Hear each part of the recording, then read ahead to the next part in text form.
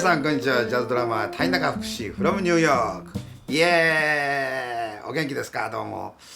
今日はですね、ページ77、僕の YouTube チャンネルのページ77でリクエストをいただきました、船木拓也さん、ね、船木拓也さんからリクエストいただきました。ウッディショーのことについてね、お話ししてほしいということで、ウッディショーのお話をちょっとしてみたいなと思います。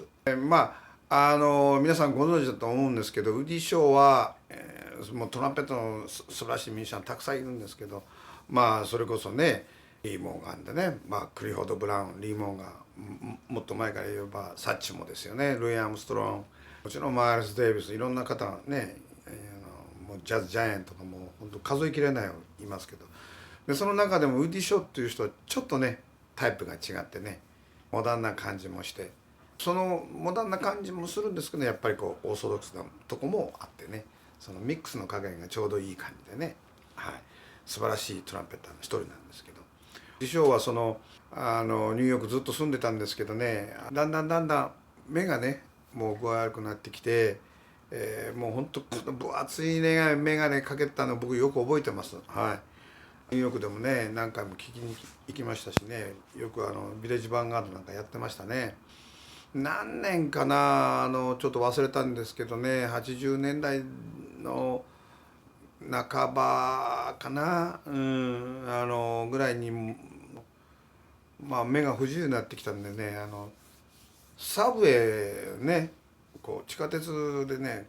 なんか転倒してホームに落っこっちゃったんですね。でそんなこともあってね、不幸な事故が遭われたななんて思ったんですけど、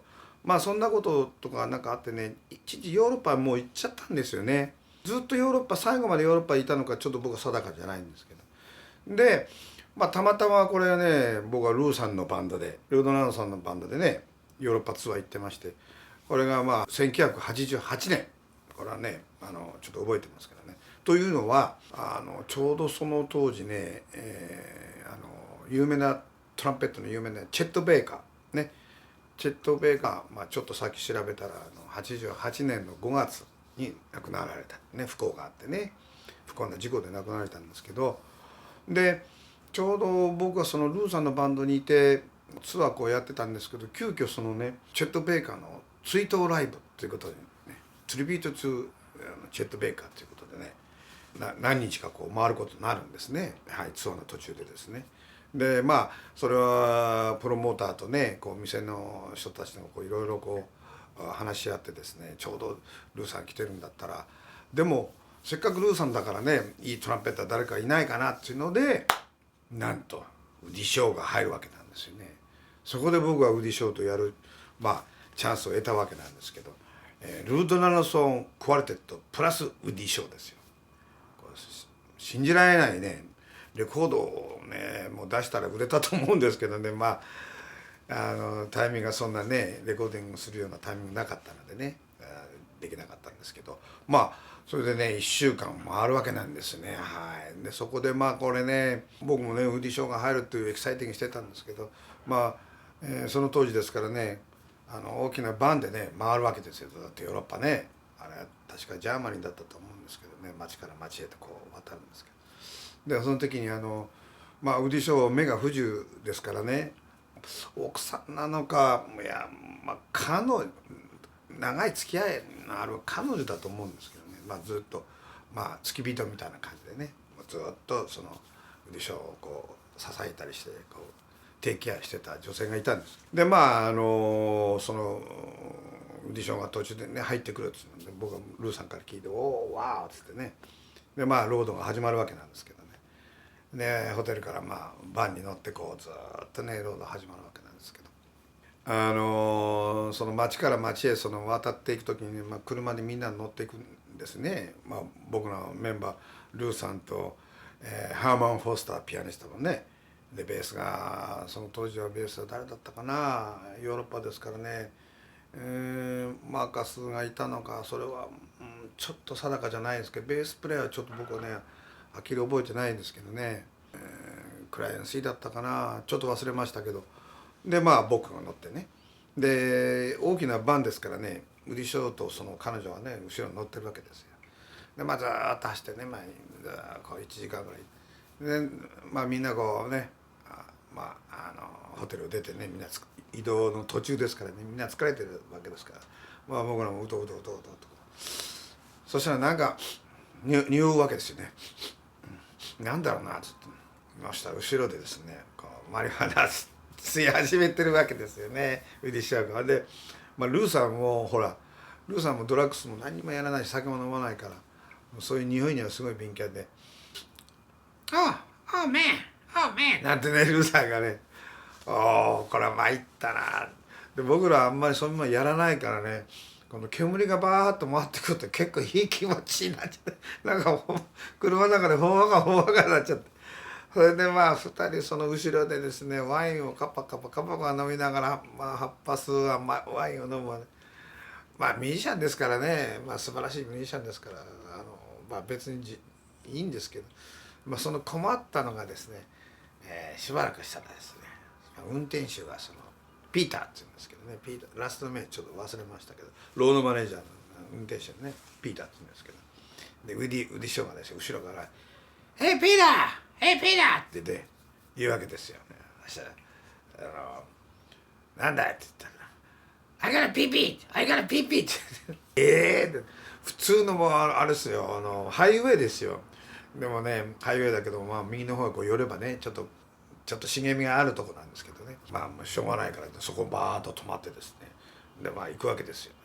ね。でまあ盲目ですから彼女がね一生懸命こう引っ張っていくんですけど、時間かかるわけで、バーってでまあ戻ってくる時間かかる。でやっと乗ってですね、さあまあでルーさん「なんつってね、でみんながこう「いやようやくじゃあ出発だな OK everybody everybody OK」なんつってバーッとまた始まるんですよ。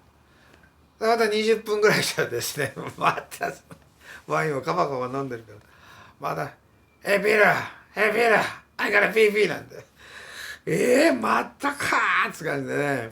でもルーさんももうだんだんか頭もうとにかくねもうevery 20 minutes ねもう I gotta pee pee I gotta pee pee でまあそれで現地に着いて、まあ、やっと着きましたね、ホテルチェックインして、その夜演奏ですよ。まあ演奏は素晴らしい。だからまあねルーさんもその移動する時はもうね本当頭きてましたけどね、演奏は本当に素晴らしかったですね。はい。とにかくまあルーさんがねほとんどメロディーやるんですけど、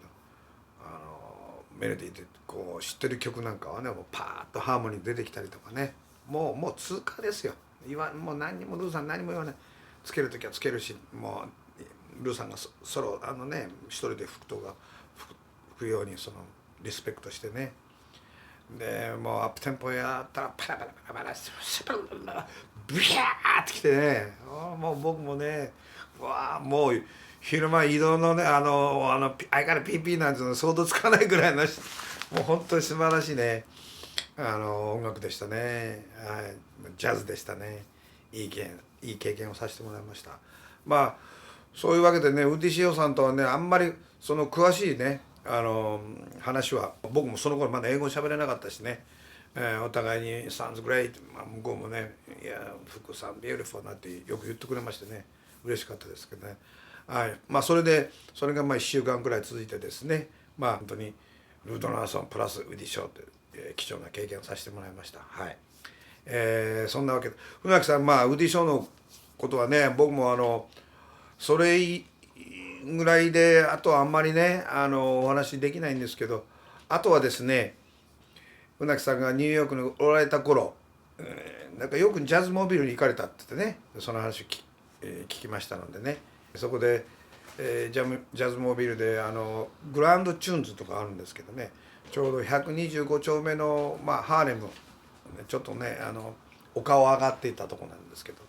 そこはもうねメインのジャズモービルですね。でこのジャズモービルっていうのはですね皆さんご存知じゃない方もいらっしゃるんで、